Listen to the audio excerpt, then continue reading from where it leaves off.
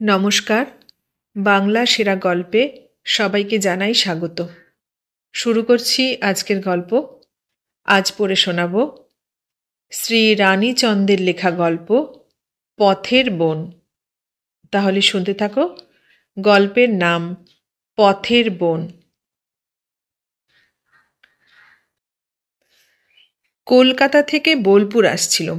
বিকেলের ট্রেন। অসহ্য গরম। কপাল দিয়ে টপ টপ করে ঘাম পড়ছে। ভিতরের জামাটা ঘামে ভিজে পিঠের সঙ্গে সেপটে গিয়ে দারুণ অস্বস্তিতে মন ভরিয়ে দিচ্ছে। কলকাতায় বোমা পড়ার আতঙ্কে ভীত ত্রস্ত যাত্রীদলের ভিড় এড়িয়ে কোনো রকমে হাওড়ায় উপস্থিত হলুম। ছেলেদের কামরাগুলিতে ভিড়ের আতিশয্য দেখে সঙ্গীদের সঙ্গলাভের লোভ পরিত্যাগ করে মেয়েদের কামরাতে উঠে পড়লুম। মনে মনে বরং একটু আরামে পেলুম। চুপচাপ নিজের মনে ভাবতে ভাবতে বেশ সারা রাস্তা যেতে পারবো এই কল্পনা করে। কামরায় মাত্র দুটি মহিলা। প্রৌঢ়া তাদের বলা চলে না, যুবতীও নয়, এ দুয়ের মাঝামাঝি। প্ল্যাটফর্মের দিকের পাতলা গদিমোড়া সরু বেঞ্চিতে মুখোমুখি পা মেলে বসে দুজনের মাঝখানে রাখা ঘন নীল রঙের রুমালের উপর সদ্যকৃত বরফের চাকাগুলি থেকে কড়মড় করে দুজনে বরফ খাচ্ছিলেন আর থেকে থেকে হাতের তালুতে, কপালে, মুখে, মাথায় বরফ ঘষছিলেন। অনুমানে মনে হয় তাঁরা দুটি যা। দুজনেই যৌবনের প্রায় শেষ সীমানায় এসে পৌঁছেছেন। শুধু তফাতের মধ্যে এই, বড়টি বিধবা, ছোটটি সধবা। বিধবাটির রং যাকে বলা চলে শ্যামবর্ণ, বেশ লম্বা চওড়া মোটা সোটা শরীরের গড়ন। তার শরীরের এই স্থূলত্বটুকু বাদ দিলে তিনি যে মুখশ্রীর অধিকারিণী তাতে তাকে রীতিমতো সুন্দরী বলা চলত। তার ঠোঁটের কোণার হাসিটি মুগ্ধ করে দর্শকদের। সে হাসি শুধু নয়ন ভোলানো নয়, মনও ভোলায়। মনে পড়ে যখন গল্পের কোথায়ও হাস্যমুখরা কৌতুকপ্রিয়া বৌদির কথা পড়ি, লেখক বোধহয় এমনই হাসির কথাই বর্ণনা করেছেন। চোখে তার সোনার চশমা, গলায় সোনার চওড়া হার, বাঁ হাতের আঙুলে সোনার একটি আংটি, সাদা সেমিজের উপর সাদা থান ধুতি পরা, পাশে লোহার শিকে গরদের চাদরটি আটকানো। যদিও তিনি মুখোমুখি বসে আছেন, কিন্তু সঙ্গিনীটির সঙ্গে নিজে বিশেষ কিছু কথাবার্তা বলছেন না। থেকে থেকে কেবল সঙ্গিনীটির কথা শুনে হাসছেন আর বরফের টুকরোটা এগাল থেকে ওগাল করছেন। সধবাটির পরনে সবুজ রঙের তাঁতের শাড়ি, দুহাতে গোছা গোছা সোনার চুড়ি, চুড়ির সামনে আবার মোটা মোটা দুগাছি বালা, গলায় দু তিনটে সরু মোটা চেনহার, মাথায় ঘোমটা, পায়ে আলতা। ভদ্রমহিলার মুখের মধ্যে নাকটি বেশ উঁচু। মুখ চোখের গড়নও মন্দ নয়। সামনের দাঁতগুলি ঈষৎ বেরিয়ে এসেছে। যখন গল্প করতে করতে থেকে থেকে হেসে উঠছিল, হাসিটি তার বড় সুন্দর লাগছিল। আবার কিন্তু যেই মুহূর্তে মুখ বোঝেন, অমনি মুখের ভাব যেন বিরক্তিতে ভরে ওঠে। আশ্চর্য হয়ে তার এই মুখের ভাব বদল দেখছিলুম। সত্যি হয়তো তিনি বিরক্ত হচ্ছেন না। হাসতে হাসতে এক মুহূর্তের মধ্যে এমন কিছু বিরক্তিকর ভাবনা বা কাজের কথা তার মনে হতে পারে না, হলেও মুহুর্মুহু হাসি গল্পের মাঝে তা এত প্রভাব বিস্তার করতে পারে না কিছুতেই। অথচ কি বিড়ম্বনা বিধির, যে এত হাসতে পারে তার মুখে অমন বিরক্তিকর রেখা এঁকে দেন কোন হিসেবে?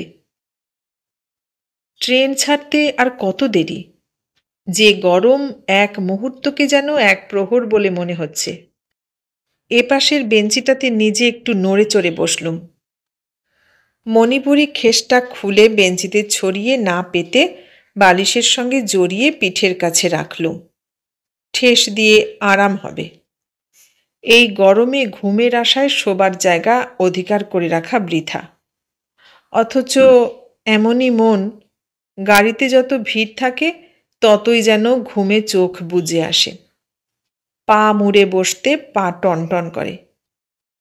দুপা ছড়িয়ে বসবার জন্যে ঠেলাঠেলি করে পাশের লোককে সরিয়ে দেবার প্রচ্ছন্ন ইচ্ছাকে দমিয়ে রাখতে কতবার কত কষ্ট পেয়েছি মনে। আর আজ এত জায়গা থাকতে এক কোনায় পিঠের কাছে বালিশ দিয়ে জড়সড় হয়ে পা মুড়ে বসে রইলুম হাত পাখাখানি হাতে নিয়ে। ট্রেন ছাড়বার ঘণ্টা পড়ল। সঙ্গে সঙ্গে একটি 20-22 বছরের ছেলে একটি মেয়েকে দরজা দিয়ে ভেতরে ঠেলে দিলে। কুলি এনে তুলল বড় একটি টিনের ট্রাঙ্ক। ছেলেটি জানালা দিয়ে ছুঁড়ে দিল তার হাতের বোঁচকাটি। মেয়েটিকে বললে, ট্রেন ছাড়বে এক্ষুনি, আমি পাশের কামরাতেই থাকব, তুই আর দেরি করিস নে, শুয়ে পড়। বলেই অন্য কামরার দিকে চলল। মেয়েটি ক্ষিপ্র হস্তে বোঁচকাটি খুলে একটি চাদর, একটি বালিশ ও তার উপরে ভাঁজ করা, বোধহয় নিজের হাতের কাজ করা ঝালর দেওয়া একটি বালিশের ঢাকা খুলে বালিশটির উপর পেতে দুহাতে বুলিয়ে জানালা দিয়ে মুখ বাড়িয়ে ডাকলে, অমেজদা, এইটে নিয়ে যাও, নয়তো তোমার কষ্ট হবে, অমেজদা। চমকে উঠলুম। কি গলার সুর, কি কাতর স্নেহমাখা অনুরোধ! অমন ডাকে মেজদা কেন? রাস্তার লোকও বুঝি সে অনুরোধ এড়াতে পারে না। মেজদা দৌড়তে দৌড়তে ছুটে এলো, বালিশ চাদর হাতে করে আবার তেমনিভাবে ছুটে গাড়িতে উঠল। মেয়েটি দরজার জানালা দিয়ে মুখ বের করে দেখল। ট্রেন ছাড়ল। মেয়েটি এসে মেঝের বেঞ্চিতে আমার দিকে মুখ করে বসে হেসে বললে, সেই কোন সকালে উঠেছি, এতক্ষণে একটু নিশ্চিন্ত হলুম। এইবার আমিও তাকে দেখলুম। তার ভাইকে ডাকার সুরে যে রস ঢেলে দিয়েছিল, তার মুখের ভাবেও সেই একই রস আমার ভিতরটা করুণায়, মায়ায়, ভালোবাসায় তার প্রতি ভরে দিলে। বছর 18-19 বয়স হবে তার। ছিপছিপে গরণ, পরনে কালো নরুন পাড় সাদা শান্তিপুরি ধুতি, গায়ে একটি সাদা জামা, তার উপরে পাতলা সাদা সরু মুগা পাড়ের একটি ওড়না জড়ানো, দুহাতে দুগাছি সরু সোনার চুড়ি, গলায় সরু একটি সোনার চেন, বাম বাহুতে কালো সুতোয় বাঁধা একটি তামার ছোট্ট কবজ। সুতোটি যখন হাতে বাঁধা হয় তখন বোধহয় মাপ ঠিকই ছিল, এখন সেটি অনেকখানি ঢিলে হয়ে গিয়ে বারে বারে নেমে আসছে। বর্ণ তার উজ্জ্বল শ্যাম, মুখের গড়ন আগে বোধহয় গলি ছিল, এখন গাল দুটো ভেঙে পড়াতে লম্বাই দেখায়। কপালের দুপাশ থেকে চুলগুলি নেমে এসে আবার পিছনে সরে গিয়ে ছোট কপালের গড়নটি আরও সুন্দর করেছে। ভুরু দুটি বেশি টানা না হলেও বাহার আছে তাতে। তার মুখের মধ্যে সবচেয়ে নজরে পড়ে আগে তার কালো কালো করুণ ডাগর চোখ দুটি। সে চোখ তাকে যেন গোপন রাখেনি কোথাও, সব মনের কথা, বুকের ব্যথা চোখ দুটিতে এনে ধরে সবার সামনে। দু চোখের নিচে অনেকখানি জায়গা জুড়ে কালি পড়ে গেছে। নাকটি চলনসই তার।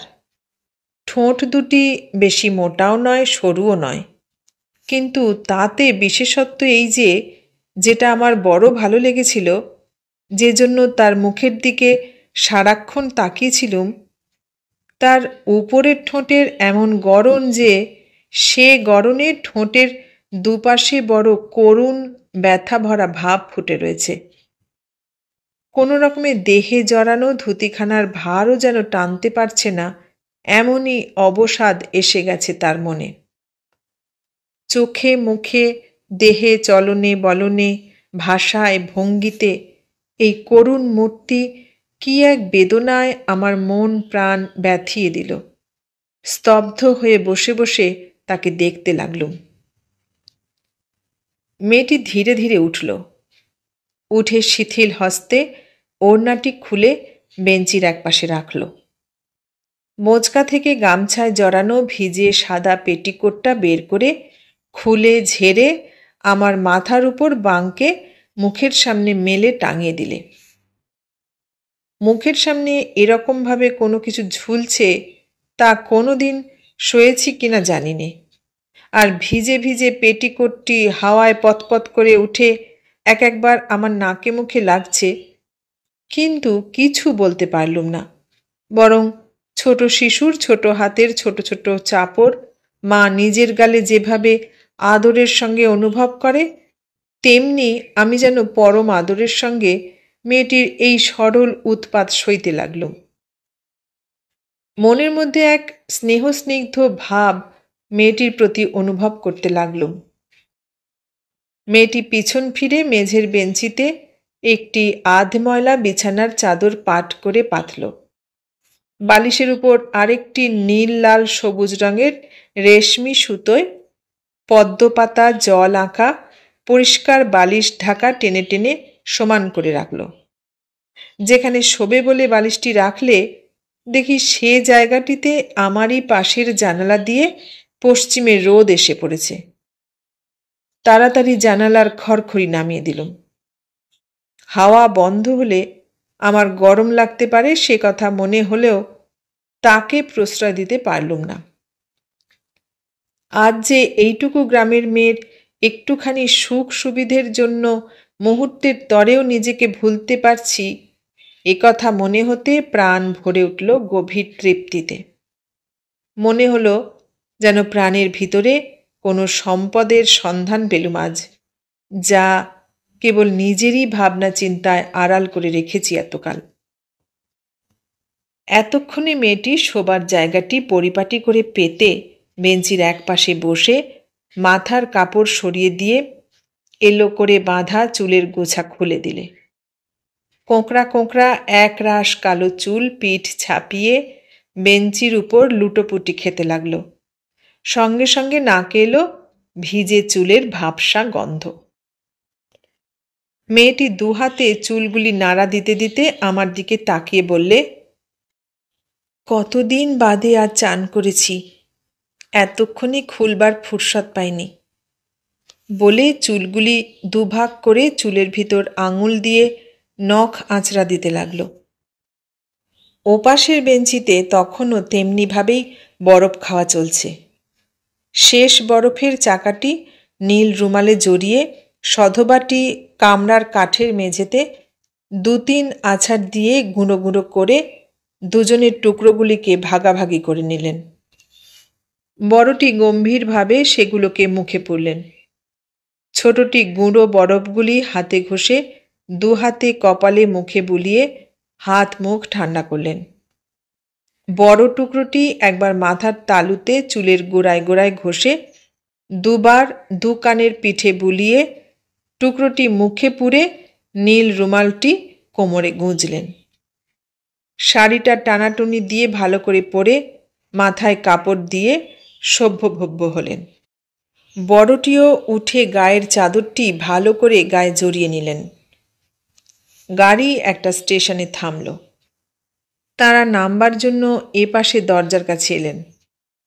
নামবার আগে বড়টি এই মেয়েটিকে একটু ঘুরিয়ে বসিয়ে দিয়ে বললেন, এমনি করে ঘুরে বসো খানিক, জানালা দিয়ে রোদ আসছে, চুল শুকিয়ে যাবে শিগগিরই। বলে নেমে গেলেন। এইবার মেয়েটিও আমাকে নিরীক্ষণ করতে লাগল। আমার ডান পায়ের দিকে তাকিয়ে বললে, দিদি, পায়ে ন্যাকড়া জড়ানো কেন? ফ্যান পড়ে গেছে বুঝি? মেয়েদের ফ্যান পরা ছাড়া আর কিছুতে জখম হতে পারে এ ধারণা বোধহয় সে করতেই পারে না কখনো। কোথায় ভাতের হাঁড়ি থেকে ফ্যান গালতে গিয়ে পা পুড়িয়ে ফেলা, আর কোথায় বাটা কোম্পানির স্যান্ডেল পরতে গিয়ে পায়ে ফোসকা, ওই দুয়ের তফাৎ কত। কিন্তু তাকে ধাক্কা দিতে মন সরল না। ঘাড় নেড়ে বললুম, হ্যাঁ ভাই, তাই। সে আমার আরেকটু কাছে এসে বললে, তা দিদি, তোমার এমন সাদাসিধে বেশ কেন? হাতে শুধু শাঁখা, পরনে মোটা শাড়ি, চুল রুক্ষ, সিঁদুর বাড়ন্ত, পায়ে আলতা নেই। কত জায়গায় ঘুরেছি, কত ট্রেনে চড়েছি, কিন্তু নিজের বেশভূষা সম্বন্ধে এমন অপ্রস্তুতে কোনোদিন পড়িনি। আজ যেমন পড়লুম এইটুকু বালিকার এই অবাক চাউনি ও একান্ত সরল সহজ প্রশ্নতে। কি বলবো ভেবে পেলুম না। দুহাতে কপালের দুপাশের এলোমেলো চুলগুলি সরাতে লাগলুম। মেয়েটি বাঙ্কের উপরে তার বড় ট্রাঙ্কটির দিকে তাকাতে লাগল। বললে, কি করে ট্রাঙ্কটা খুলি?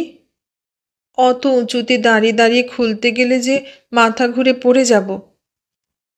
আমি বললুম, ট্রাঙ্কটা খুলবার কি নিতান্তই দরকার তোমার? সে মাথা হেলিয়ে জানালে, হ্যাঁ। আমি উঠে ট্রাঙ্কটা ধরে টান দিলুম। অত্যন্ত ভারী, দুহাতে ধরে সহজে নামাতে পারবো বলে ভরসা হলো না। চেয়ে দেখি মেয়েটি এগিয়ে আসছে আমাকে সাহায্য করতে। তাড়াতাড়ি সে ধরবার আগেই কোনো রকমে অতি কষ্টে ট্রাঙ্কটি নামিয়ে দিলুম। হাতে খুব লাগলো, কিন্তু তাকে যে কষ্ট করতে দিলুম না, এই আত্মপ্রসাদই আমায় তা ভুলিয়ে দিলে। মেয়েটি ট্রাঙ্ক খুলল। দেখলুম ভিতরে খান কয়েক কালো পাড় মিলের শাড়ি, 2-3টি জামা, 2টি পেটিকোট, একটি মশারি, 2টি ছোবড়া ছাড়ানো নারকেল, একটি মুখ বাঁধা মাটির হাঁড়ি। সে বললে, মার জন্য কাসুন্দি নিয়ে যাচ্ছি শ্বশুর বাড়ি থেকে। আমার বাপের বাড়িতে কাসুন্দি করতে নেই। মেয়ে মানুষ হয়ে জন্মেছি, মা কোনটি খেতে ভালোবাসেন সংগ্রহ করে আনি, নয়তো প্রাণ কাঁদে। নারকেল দুটিও শ্বশুর বাড়ির গাছের। এবারে চন্দ্রপুলি গড়তে শিখে এসেছি, মাকে করে খাওয়াবো। ট্রাঙ্কে আরও কয়েকটা টুকিটাকি জিনিসের নিচে ছিল একখানি চামড়ার ছোট সুটকেস। সেখানি খুলে তার ভিতর থেকে বের করল একটি সুগন্ধি তেলের শিশি, একটি ছোট আয়না ও গোলাপি রঙের একটি চিরুনি। বের করে এইসব হাতে নিয়ে আমার দিকে এগিয়ে এলো। আমি অবাক হয়ে হাত দিয়ে তাকে ঠেকিয়ে রেখে বললুম, ও কি হবে ওসব দিয়ে? সে ডাগর ডাগর চোখ মেলে করুণ ঠোঁটে হাসি টেনে বললে, ভালো লাগছে না দিদি তোমাকে এভাবে দেখতে। একটু সাজিয়ে দিই আমার নিজের হাতে, মানা করো না। চমকে হাত সরিয়ে নিলুম। কাকে বাধা দিতে যাচ্ছিলুম? কি অধিকার আমার? কি স্পর্ধা রাখি আমি এমন আদর মাখা আবদার অগ্রাহ্য করবার? আজ এই সরল মেয়েটির কাছে আমার বেশভূষা, মান সম্ভ্রম সব কিছু হার মেনেছে যে। নিজেকে দূরে সরিয়ে রেখে আভিজাত্য বজায় রাখব এরই কাছ থেকে, আর তাকেই বলি আমরা আভিজাত্য, শিক্ষা, সভ্যতা। ছেড়ে দিলুম নিজেকে তার হাতে। একবার শুধু বললুম, তোমার অসুস্থ শরীর। সে বললে, তা হোক, আমার যে আনন্দ হচ্ছে তোমায় সাজিয়ে, সে তো আর পাবো না। রোগ তো চিরকাল আছেই আমার। বলে আমার সামনের চুলে চপচপে করে তেল মাখিয়ে চুল আঁচড়ে দিতে লাগল। বললুম, কোত্থেকে আসছো, কোথায় যাবে? সে বললে, খুলনা থেকে আসছি, সেখানেই আমার শ্বশুর বাড়ি। সেই কোন ভোরে না খেয়ে না নিয়ে মোটরে চড়েছি। বেলা 1টায় হাওড়া এসে পৌঁছলুম। মেয়েদের বিশ্রামের ঘরেই চান সেরে নিলুম। শরীরে তো বল নেই মোটেই, এইটুকুতেই কত কষ্ট হচ্ছে। নেহাত বাপের বাড়ির হুতোষ দিদি, তাই পরশুদিন অন্নপথ্যি করেছি, আর আজই কি এতখানি পথ আসা সম্ভব হতো? এ যদি বাপের বাড়ি না হয়ে শ্বশুর বাড়িতে যেতে হতো, তাহলে আজই বোধহয় আমার আবার জ্বর এসে যেত। বলে এক মুখ হেসে উঠল। চুল আঁচড়ানো শেষ করে তার গামছা হাতে জড়িয়ে আমার মুখ মুছিয়ে দিয়ে আমার থলে থেকে সিঁদুরের কৌটো বের করে চিরুনির মাথায় আঙুলে করে সিঁদুর নিয়ে আমার সিঁথে লম্বা করে সিঁদুর পরিয়ে দিলে। মনে মনে ভাবলুম, যাকগে, বোলপুরে যখন নামব তখন মাথার কাপড়টা কপাল অবধি টেনে দিলেই আমার এই কেশ বিন্যাস কারো চোখে পড়ার লজ্জা থেকে রেহাই পাব। ইতিমধ্যে দেখি মেয়েটি গোলাপ ফুল আঁকা পুরনো একটি নীল রঙের রোজ পাউডারের টিন, বোধহয় তার বিয়েতে বাপের বাড়ি থেকে বাক্স সাজিয়ে দেবার সময় নানা মনোহারী জিনিসের সঙ্গে এইটিও পেয়েছিল। তা থেকে খানিকটা পাউডার বাঁ হাতের তালুতে ঢেলে ডান হাতের আঙুলে করে আমার মুখে মাখাচ্ছে। তখন আমার কি অবস্থা মনের, তার কিন্তু সেদিকে খেয়াল নেই। পরম নিশ্চিন্ত মনে যতখানি পুরু করে পারলে আমার মুখে পাউডার মাখিয়ে চলল।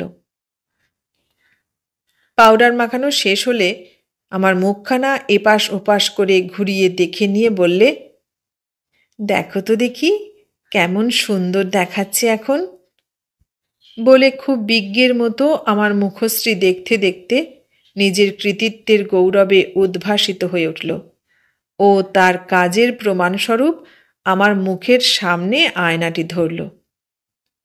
আয়নাতে আমার সে সজ্জিত মুখ দেখে হাসব কি কাঁদব ঠিক করতে পারলুম না। তবু মুখে হাসি টেনেই বললুম, বাহ, বেশ সুন্দরী তো দেখাচ্ছে আমাকে। এ কথা শুনে খুশিতে সে যেন ফেটে পড়ল।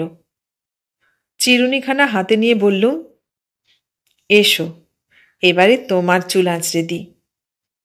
সে তাড়াতাড়ি আমার হাত থেকে চিরুনিখানা ছিনিয়ে নিয়ে সামনের চুলটা দু চারবার আঁচড়ে টান করে চুলের গোছা হাতে জড়িয়ে হাত খোঁপা বেঁধে নিয়ে ট্রাঙ্কে চিরুনি, আয়না, পাউডারের কৌটো বন্ধ করে আমার কাজটি ঘেঁষে বললে, সে হবে না দিদি, মিছে কেন সময় নষ্ট করবে আমার জন্যে, তার চেয়ে যতক্ষণ পারি তোমার সঙ্গে গল্প করি বরং।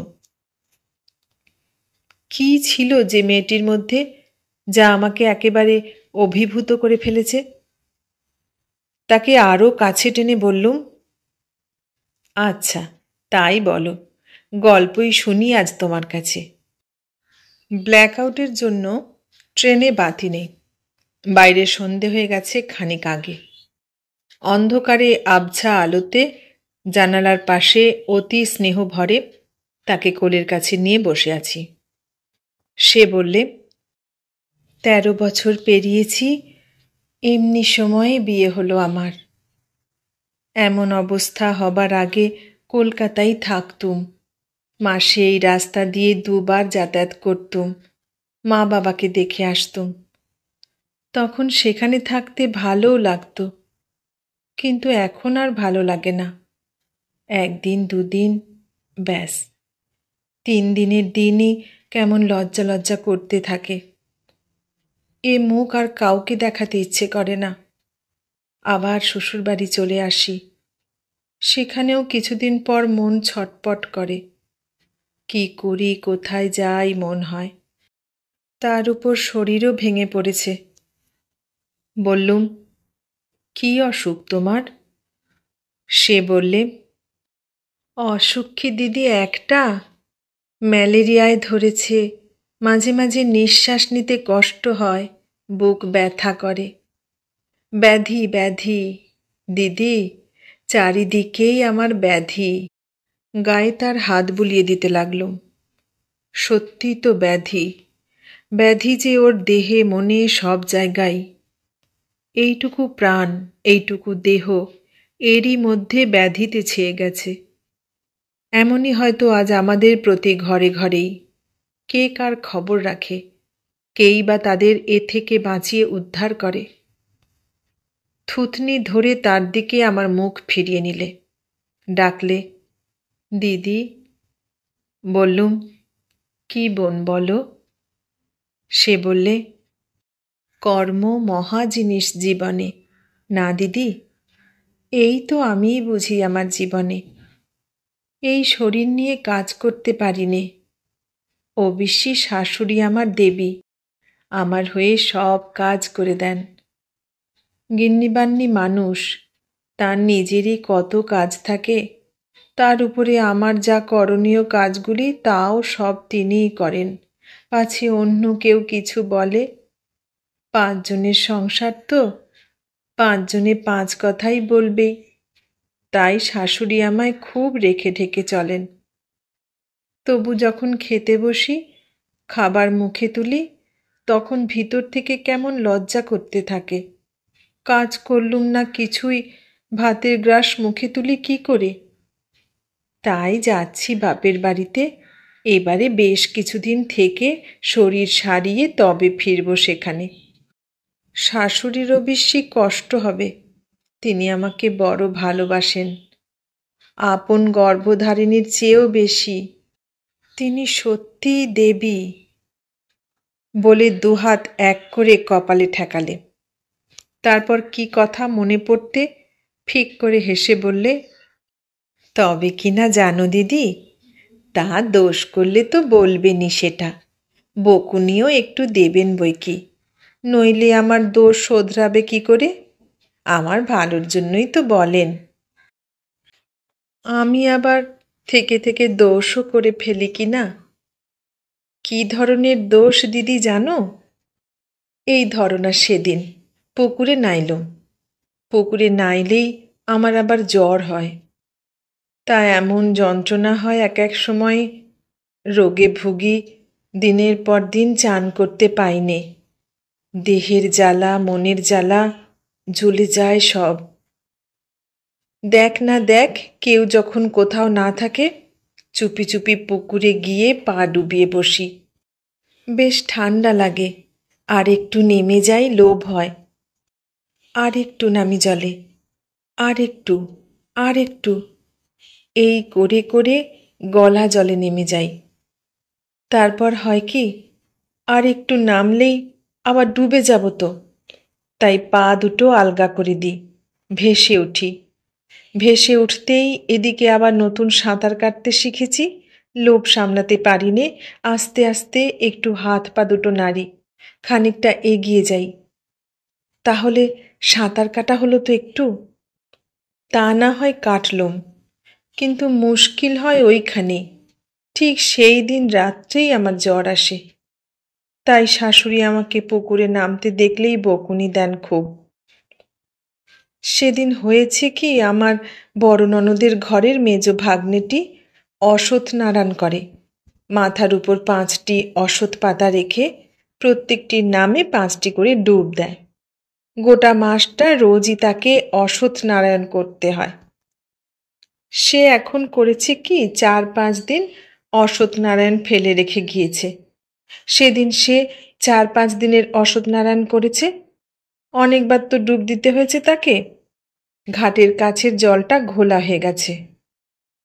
সেদিন সবাই যখন এদিক ওদিক কাজে ব্যস্ত, আমি ঘাটে গিয়ে পা ডুবিয়ে দিয়ে বসেছি, আর অমনি ইচ্ছে হলো আর একটু যাই, আর একটু যাই, সামনের জলগুলি তো ঘোলা, সেখানে ডুব দিলে চুলে কাদা জলে আঁট ধরবে। একেই তো চুল নিয়ে আমার বিষম বোঝা মনে হয়, তাই জলে নেমে একটু সাঁতার আমাকে কাটতেই হচ্ছে। এমন সময়ে কোথা থেকে শাশুড়ি দেখে ফেললেন আমাকে, তিনি খুব বকুনি দিতে লাগলেন। তাড়াতাড়ি উঠে চুল মুছলুম, গা মুছলুম, আর এক মনে ভগবানকে ডাকছি যেন এইবারের মতো তিনি আমার মুখ রাখেন। কিন্তু এমনই আমার কপাল, ঠিক সেই রাত্রে হু হু করে আমার জ্বর এলো। বলে মেয়েটি হি হি করে হেসে উঠল। শাশুড়ি শেষে আমার কাছে বসে আমাকে কত বোঝাতে লাগলেন। বললেন, দেখো তো, তোমার ভালোর জন্যেই তো আমি তোমাকে সাবধান করি, তোমার নিজের ভালো নিজে না বুঝলে কে বুঝবে? আমি আর কয়দিন, আমি চোখ বুঝলে যে তোমার কি হবে সেই ভাবনাই আমাকে অস্থির করে দেয়। সত্যি দিদি, আমি হয়েছি তার বন্ধন, আমার জন্য কত যে ভাবনা তার, নিশ্চিন্ত মনে মরতেও পারবেন না বুঝি, অহরহ আমার ভাবনাতেই তিনি আকুল। আমি না মরলে তার শান্তি নেই। তিনি বলেন, তোর মুখ চেয়েই সংসারে আছি, নয়তো কবে কোন কালে কোন তীর্থে গিয়ে পড়ে থাকতুম। তিনি দেবী, আমার কাছে তিনি মহাদেবী। আমারই অদৃষ্ট দিদি, আমার কপালে আছে বৈধব্য যন্ত্রণা ভোগ করা, তা খণ্ডাবে কে? নয়তো আমার স্বামী বিয়ে করবেন না। শেষে জোর করে ৩২ বছর বয়সে তাঁরা ছেলের বিয়ে দিলেন। স্বামী দেশে দালান তুললেন, নিচের ঘরগুলিতে সারসি কপাট লাগালেন, দোতলায়ও ২-৩খানা ঘর তুললেন, পুকুর কাটলেন, শেষ করতে পারলেন না। বিয়ের ২ বছর না পুরোতেই চলে গেলেন। সবগুলির দিকে তাকাই, অর্ধেক কাটা পুকুর তেমনিই পড়ে আছে। চারদিক যেন হা হা করছে। বুকের ভিতরটা কেমন করে দিদি। এই কলকাতা দিয়ে যখন যাওয়া আসা করি, ভিতরটা জ্বলে খাক হয়ে যায়, বাইরে দেখাতে পারি না। হাসি মুখে চলি, পাছে কেউ মনে ব্যথা পায়। বাবার কাছে হাসি মুখে থাকি। বাবা আরও হাউ হাউ করে কেঁদে ওঠেন। মাকে বলি, মা দেখো তো, আমি হাসছি, তুমি যদি অমন করে কাঁদো আমি থাকি কেমন করে? মা আরও বুক চাপড়ে চিৎকার করে কেঁদে ওঠেন। বলেন, কি পাপ করেছিলাম আমি যে তোর এই মুখও আমাকে আজ দেখতে হচ্ছে? ভাইরা কাঁদে, আমার কাছে কাছে থাকে, নানা গল্প করে ভুলিয়ে রাখে। শাশুড়ি কাঁদেন, আমার ছোট দেওরের নাম ধরে বলেন, আমার সে গেল না কেন অমুকের বদলে? সে গেলে সে নিজের হাতে পায়ে যেত, এমনি করে সবাইকে ভাসিয়ে দিয়ে যেত না, কালসাপ রেখে যেত না। শাশুড়ির দুঃখ আমার সহ্য হয় না দিদি। কাঁদতে পারি না, কারোর সামনে কাঁদতে পারি না। কখন কাঁদি জানো? যখন তারা গঙ্গা স্নানে যায়, তখন দৌড়ে খিল দিয়ে কাঁদি। চানের ঘরে গিয়ে চান করতে করতে কাঁদি। কাঁদিনি দিদি, স্বামী মারা গেলেন তখনও কাঁদিনি। হাসপাতালে ছিলেন। বাড়িতে যখন শেষ হয়ে যাবার খবর এলো, শাশুড়ি যা সবাই চিৎকার করে কেঁদে উঠল। প্রথমটা আমি বুঝতে পারিনি, পরে যখন বুঝতে পারলুম, ফিট হয়ে গেল আমার। ২-৩ দিন পরে ভালো করে জ্ঞান হলো। শাশুড়িকে অমনি করে কাঁদতে দেখে চুপ করে গেলুম। মেয়ে একটা হলো আমার। স্বামী যখন মারা যান ৫ মাসের পেটে ছিল। সেই মেয়ে ৩ মাসের হয়ে সেও মারা গেল। কোল থেকে মরা মেয়ে নামিয়ে দিলুম, তবু কাঁদিনি আমি। দেখলুম ভাসুর পাগলের মতো মাটিতে লুটোপুটি খাচ্ছেন। নিজেকে চেপে রাখলুম। পাষাণী আমি দিদি, পাষাণ দিয়ে গড়া আমার প্রাণ। বলতে বলতে হু হু করে সে কেঁদে উঠল। বুকে চেপে ধরলুম তাকে। ফুলে ফুলে কাঁদতে লাগল। কি তাকে সান্ত্বনা দেব, এ কি ভাষায় কুলোয়? যে মা নিজের মৃত সন্তান কোল থেকে নামিয়ে দেবার সময়ও প্রাণ খুলে একবার কাঁদতে পারেনি, তার দুঃখ কি সান্ত্বনায় নরম হয়? কাঁদুক, এই কাঁদতে কাঁদতেই হয়তো একটু হালকা হবে বুকের বোঝা। আর যে অন্য পথ নেই ওর। ক্ষণিক কেঁদে নিজেকে সামলে নিলে। বললে, দিদি, কিছুই তো পারিনি খুকুর জন্য। এখন তারই স্মৃতির উদ্দেশ্যে একটি স্মৃতি করছি, দেখবে? আদর করে দুহাতে তার মুখখানি নিয়ে দেখতে দেখতে বললুম, দেখাও তো বোন আমার। সে উঠে ট্রাঙ্ক খুলে কাঠের গোল ফ্রেমে জড়ানো একটি কালো সাটিনের কাপড়ের টুকরো বের করলে। তাতে তার খুকুর নামে একটি কবিতা লিখে আগাগোড়া সোনালি রেশম দিয়ে সেলাই করেছে। বললে, আর একটু বাকি আছে, শেষ হয়ে গেলে পরে বাঁধিয়ে রাখব। আস্তে আস্তে অতি যত্নে দুহাতে সেখানে হাতে নিয়ে দেখে আবার তার হাতে তুলে দিলুম। বললুম, বড় সুন্দর হয়েছে। তার মুখ মাতৃত্বের গর্বে ভরে উঠল। তারপর বের করলে ধুতি জড়ানো কাঁচ দিয়ে বাঁধানো একটি কাঠের ফ্রেমে মৃত স্বামীর সিঁদুরে লেপা পদচিহ্ন। বললে, দিদি, আর তো কিছুই নাই, এই আমার সম্বল। বলে সেখানে কপালে ছুঁয়ে আবার রেখে দিল। বিমুগ্ধ করল মেয়েটি আমাকে আজ তার সরল বিশ্বাসে, সহজ আচরণে, প্রাণ ভরা আদরে। কি বলবো, ভাষা নেই আমার। তাকে কাছে টেনে নিলুম। আমার বুকে মাথা এলিয়ে দিয়ে বললে, দিদি, সংসারে আমি আর কিছুই চাইনি, কোনো আকাঙ্ক্ষা নেই আমার। শুধু এইটুকু চাই, সকলের মিষ্টি মুখ, সবাই যেন মনে করতে দেয় তারা আমার আপনার জন। তার মাথাটি আমার বুকে চেপে ধরলুম। ধীরে ধীরে কপালে মাথায় হাত বুলিয়ে দিতে লাগলুম। খানিক বাদে সে ওইভাবেই ঘুমিয়ে পড়ল। বোলপুরে ট্রেন থামল। অতি সন্তর্পণে, অতি যত্নে আমার কোল থেকে তার মাথাটি নামিয়ে বালিশের উপর রেখে নিঃশব্দে দরজা খুলে নেমে পড়লুম। দু গাল বেয়ে তখন আমার দরদর করে জল পড়ছে। এতক্ষণ শুনলে রানীচন্দের লেখা গল্প পথের বোন। কেমন লাগলো? ভালো লাগলে লাইক, কমেন্ট, শেয়ার করো। আর নতুন বন্ধু হলে সাবস্ক্রাইব করার অনুরোধ রইল। সবাইকে অনেক ধন্যবাদ জানিয়ে আজ এখানেই শেষ করলাম।